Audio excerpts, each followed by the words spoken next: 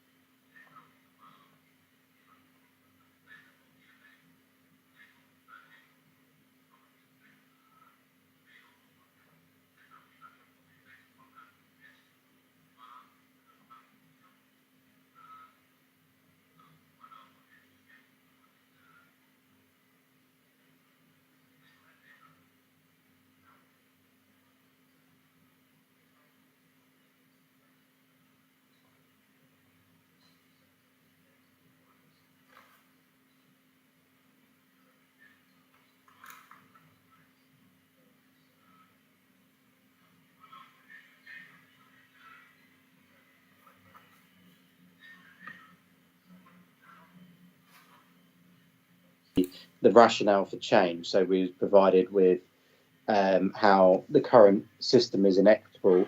So, for instance, maintained primary schools are funded lower than statistical neighbours, the regional average and the national average from the top-up funding block.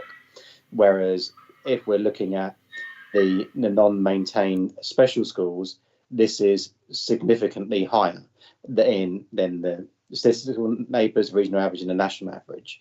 And when we're looking at like the SEND deficit, the forecast is going to be more than £16 million in debt by the end of the year.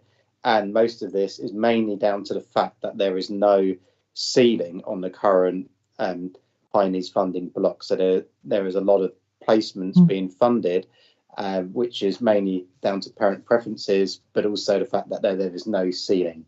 So typically what happens in most other local authorities is that they have a banding system in place. So this supports a more equitable distribution of funds and make sure that there is a cap at the highest end. So again, the current system of stipulating hours is out of date, and I think it's much harder for parents to understand, and sometimes on the ground level we often sort of face difficulties in the fact that the parent is saying, well, I've got 20 hours support written in the plan, but what does that look like? I've not got someone glued to me for 20 hours. So really, I think from that part, I think we could all see that there's a rationale for change and a necessariness to sort of move it forward. But I think the very first point of what we need to look for is, well, what is the current approaches on offer? So we looked at 3 systems in place, one that's from the Windsor and Maidenhead, one from Surrey, and then there was another e-system that's being rolled out in many local authorities across the country. So, for instance, in Kensington and Chelsea, they've had it. They just rolled it out in Reading. So, the Task and Finish group applied, putting in the bits for the EHCP plans into each of the systems. It was felt that overall the e-system was probably the best way forward. So, I think one of the things to probably point out at this point now is that we're now at a stage where we need to start doing some sort of cost analysis. What impact is it going to have on schools, particular schools, and then think of a sort of transition plan. So I think we haven't touched upon those bits yet, but I have requested data on what it's going to look like for schools, and particularly considering some of the challenges of what has led to all of these bans. So, for instance, some schools are having falling numbers on roll, and some schools are admitting a higher proportion of EHCP plans, and others are not. So, I think the main part of the system that's driving it is to create a more equitable distribution of the top-up funding. But at the moment, it's in different stages. So, at this moment, I think what Ming will be presenting today will be more about what's happened so far, but then we need to agree that in order then to progress to the next steps. Okay, so I think that's a brief summary. Oh, thank you, Mark. I think from local authority point of view, of course, we are not a major body or task finish group. The head teacher, a school leader there, like Mark, make a great contribution to this group.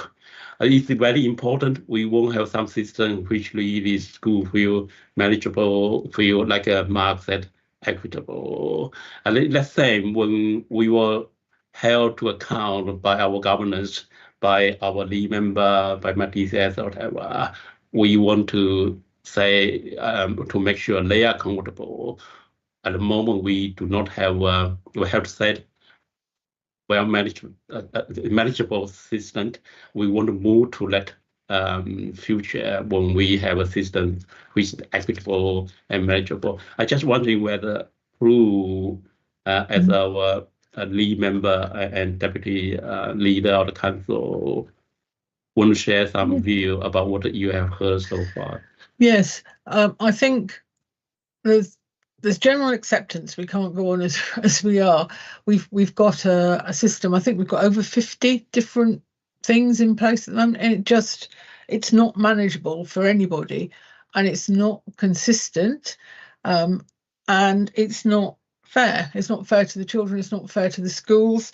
It's unmanageable for the schools. It's unmanageable for the council, and we can be challenged if we don't have a consistent approach to children and addressing their needs. If we're not funding people fairly and we're having all sorts of funny arrangements. So I think it isn't everybody, I think, recognises the need to do this. We're not forcing any particular mechanism on schools, but I'm really pleased that we've got the Task and Finish group and that it's looked at this and come up with a suggestion for a way forward. And I'm hoping that Schools Forum will endorse that, and then they can progress the work, and we can come up with a system that works for us locally based on their recommendations. So I'm hoping that this will get your approval. Thank you, Prue. I'm sure. I think we will protect. Apart from Mark and the school leader, they are really general to spend like time in the task finish group. They physically sit there, go through every model, and we also have some officer support the school leader to moving forward. Probably we can hear from those officer Carrie kind of facilitating this, like Jeremy as the head of SEND, also taking the central role in this. Probably between them, they can talk about how they process this. As I said it earlier, the reason we took this to this forum is really want to get your endorsement and support for us to move to next step. I also know the work like Mark just explained in the task finish group, and then in the officer we explained what's the next stage, and then what any detailed recommendation will come up with task finish group. That's the three main aims really. I just wondering whether Carrie want to lead officer and Jamie to talk more about the process I've been through. Thank you. I mean, I think Mark really summed up the work of the Task and Finish group really, really well and succinctly there. So I don't want to repeat what he said, but for the purposes of the minutes and everything, that the description of the Task and Finish group is on your screen now. You know, we were really focusing on what's the challenges in the current model and what principles would we want to see in a new model, and that was the kind of the basis of the Task and Finish group really. As Mark said, we invited school representatives that covered mainstream, special, primary and secondary, and it's been a really good experience. We've had a really positive engagement, so everybody that came ready to participate, ready to, you know, get stuck into the data, get their hands dirty with the systems that we tested, which was really good and really led to some really valuable conversations. We had really in-depth conversations about the language that systems need to use and how that needs to be consistent right across the you know, the borough, not just in the SEND team and in schools, but with educational psychology, with speech and language therapy. So all of that really good, valuable insight, you know, really came together. So we're really thankful, firstly, to everybody here that was part of that, and extend the invitation out if anybody else would like to be part of this, because there's still a lot of work to do to move through. So in terms of the activity of what the Task and Finish group did, why we did it, and what our recommendation was and how we got to that, we've had 2 Task and Finish groups so far in preparation for this Schools Forum. We've got 2 more scheduled in the diary, but I imagine there will be, you know, more needed subsequent to that. So the 2 that we had in September, you know, looked at recommending a system and a model with that principle of being fair and based on evidence need. So we looked at the local context to discuss and set the principles, and you know, just as a kind of a summary, it's saying, you know, the overarching principle was to ensure that a chosen funding system is fair, transparent and equitable across all provision, and that it's informed by the needs of the children. Which you can't really argue with that, can you, as a set of principles? That's I think what everybody wants. We looked at 3 models: Imosphere, which is a digital system which looks at descriptors of needs, and you select the descriptor of need based on the education, health and care plan. The adapted Surrey model is very similar.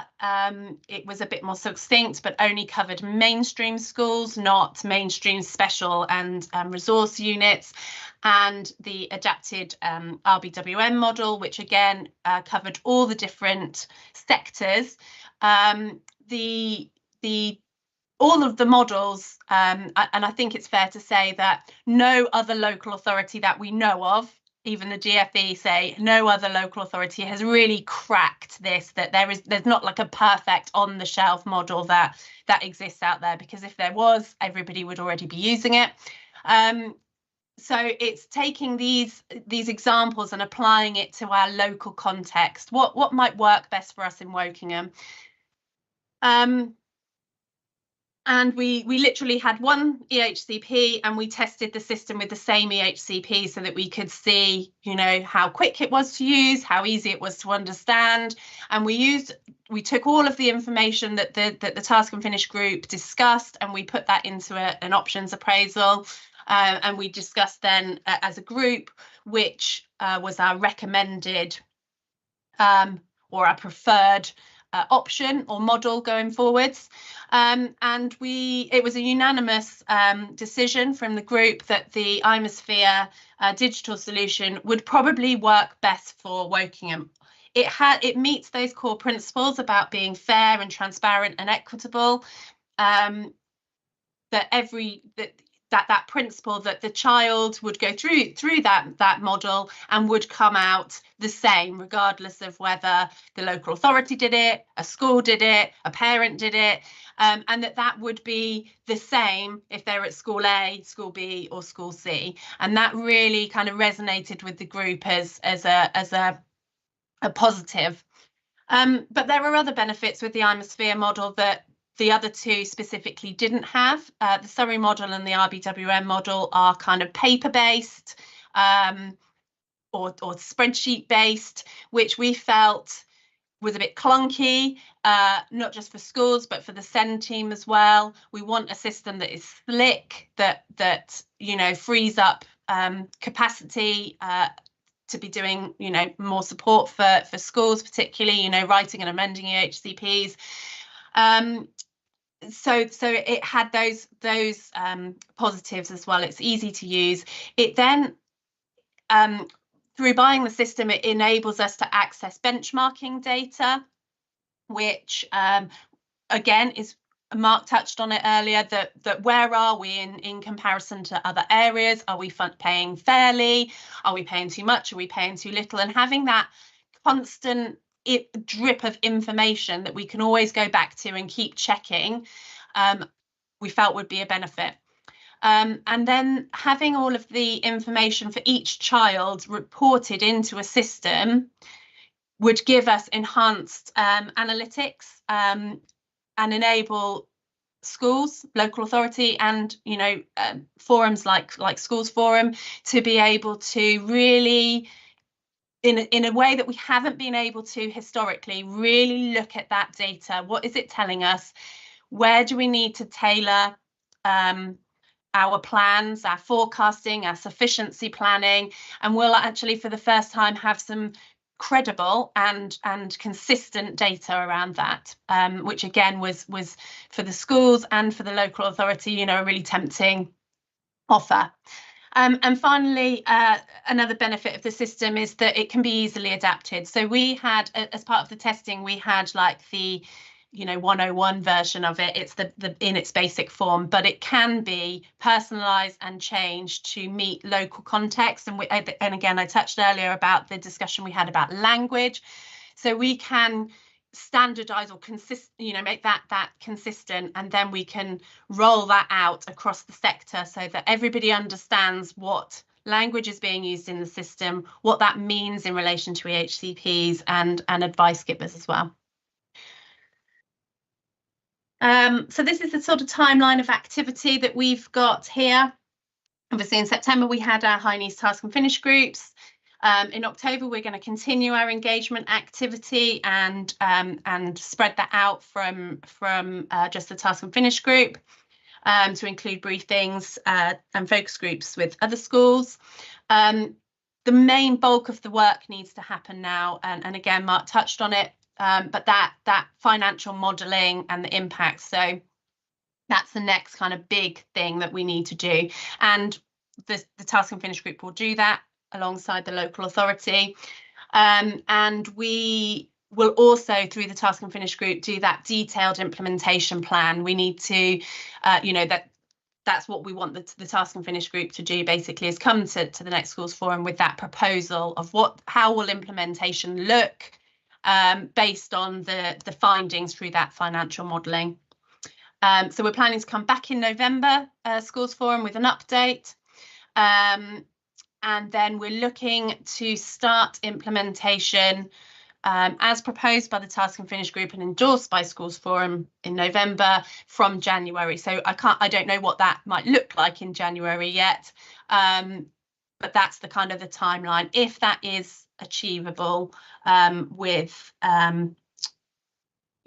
purchasing the system and them having the capacity to deliver on our timescale, basically. So then I guess the next thing is over to the Schools Forum, really, in terms of what are the key things that you want an update on in November, and is there any questions?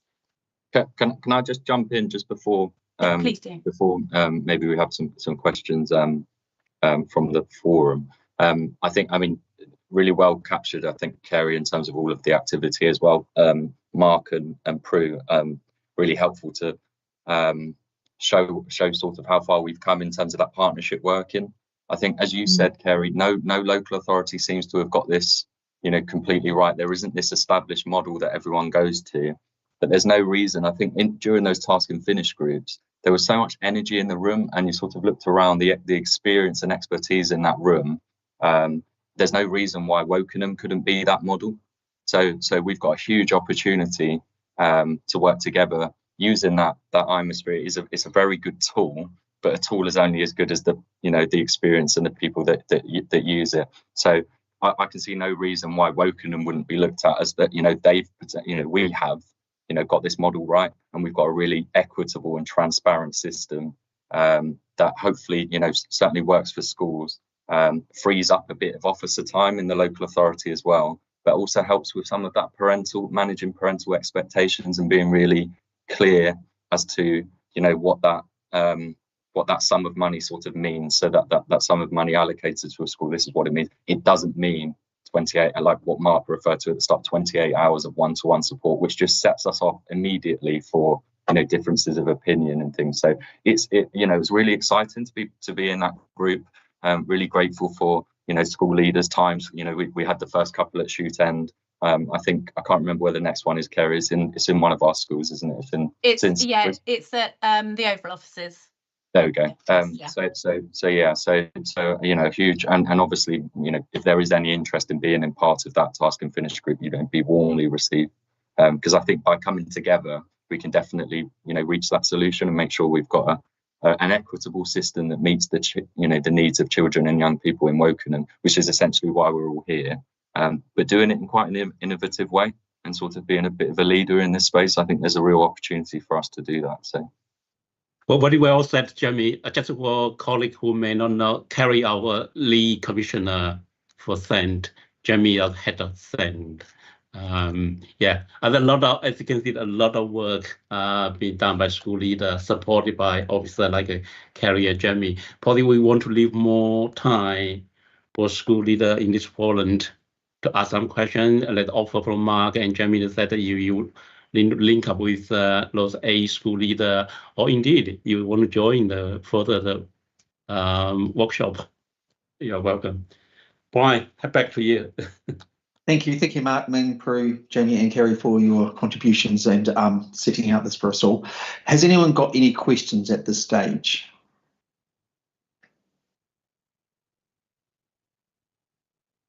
David. Hi, yeah. Just you may not know this yet, but when this comes in, the new system, will it be kind of covering all new pupils coming into the system, or will whatever brings it's brought in be used to cover all pupils already in the system as well? Do you want me to take that? I think it's so that's part of the that consideration of how that will be like our implementation plan. So that's what, you know, hopefully with the Task and Finish group, that's what we'll consider. It would make most sense to, you know, as new pupils come into the newly issued EHC plans, you use that tool, but then you also, you know, we've got over 2,000 in our system, so it's how you do that. And obviously the natural mechanism there is the, you know, annual reviews. But that will require obviously cascading of sort of training and things like that. But all of that, we've already had those sort of discussions of like, how do you get this online and into our system quickly? But it will require planning. But again, we know that Reading have gone live with this a month ago, haven't they? I think, is that right? So we can always learn from how they've implemented it. Hopefully learn from if they've made any mistakes, we can not make them. We can learn from them as well. So. Okay, and then one other question was, does this mean the structure of our EHCPs need to change slightly or be written slightly differently to match kind of this system to make it easier to draw out? Fab. Okay. Yeah, and that's another thing that we talked about, sort of that's what some of the, you know, quite exciting the opportunity is. It's aligning some of that language and you will get some real consistency of sort of practice there. So it's almost another mechanism for quality assurance as well. Because if you can't band properly because of the content of the EHC plan, you can't quite work it out. It's how is that statutory advice being written? How is the input and advice coming from schools? How's that being written? So that's why it's it's a simple tool, but it becomes quite a bigger opportunity to really drive up the quality of our EHC plans as well. Great, thank you. Can I just add to that one of the recommendations from the Task and Finish group last time was to include Elaine Munro into the Task and Finish groups from now on. So from an EP point of view, so this is what I was sort of saying, is this is not just about banding. It's actually about, you know, lots of other services and getting that consistency of a shared understanding of language and description of need and provision, and then embedding that right across the service. But this gives us a tool to be able to do that. Thank you both, Toby and Kerry. Anyone else have any questions?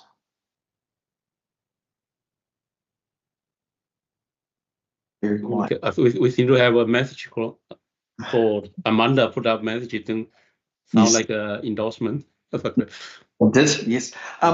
We had a meeting just the other day with you, which Deborah and I, we did discuss with you about the impact on the schools, and you did sort of briefed on that.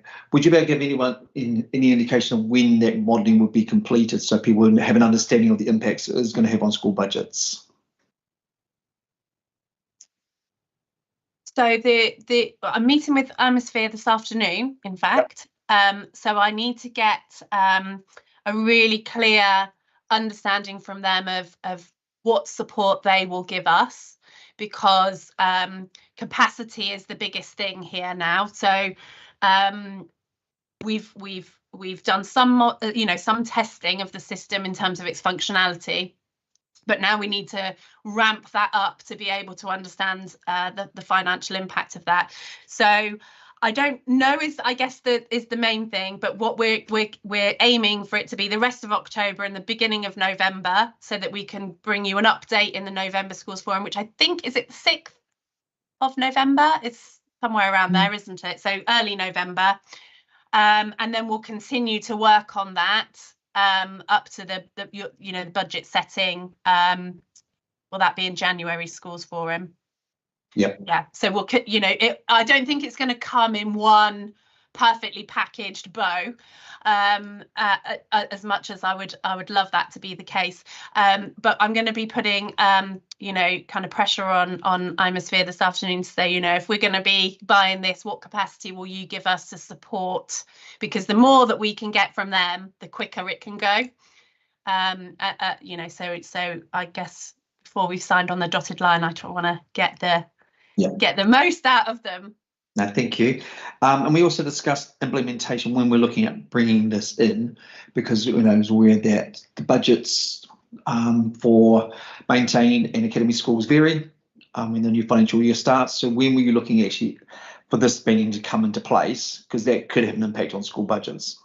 Yeah, so again, this will be the detailed work that we'll do with the Task and Finish group. We've obviously got representation from academies and from maintained schools there, so we will go through all of that with them. But absolutely, I think it's our intention that we would, be mindful of those different, financial and reporting years. Lovely, thank you. Toby, I think you've just thrown up a question. Has capacity for other teams involved in the EHCP adaptive search have been considered, e.g. the EP service?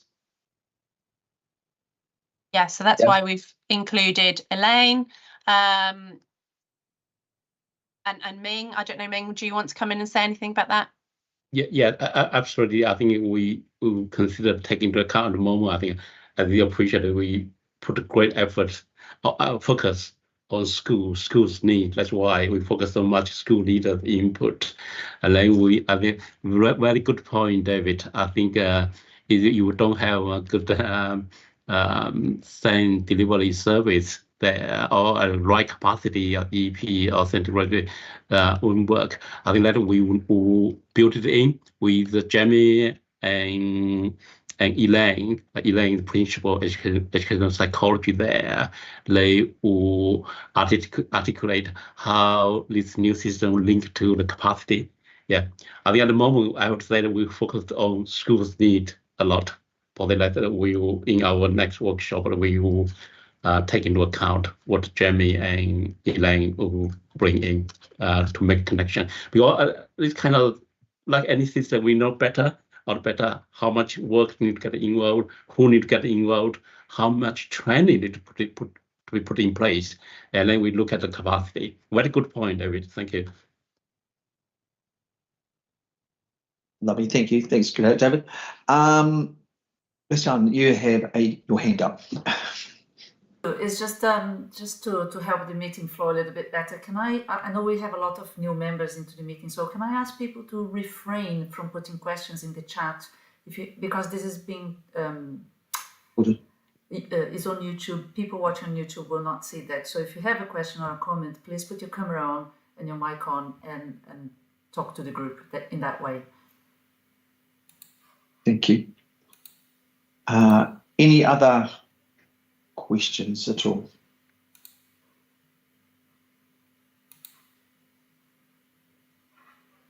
No.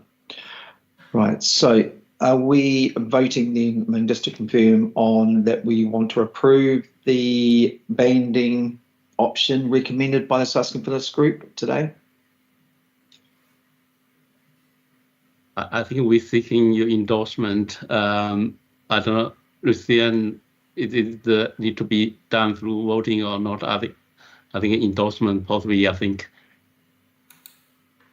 we don't need a vote. We don't need a vote. Yeah. What I heard broadly, school leader in this forum accepted the progress and endorsed continue to explore this work. That's what I heard, Brian. If anyone hear differently, to say it now.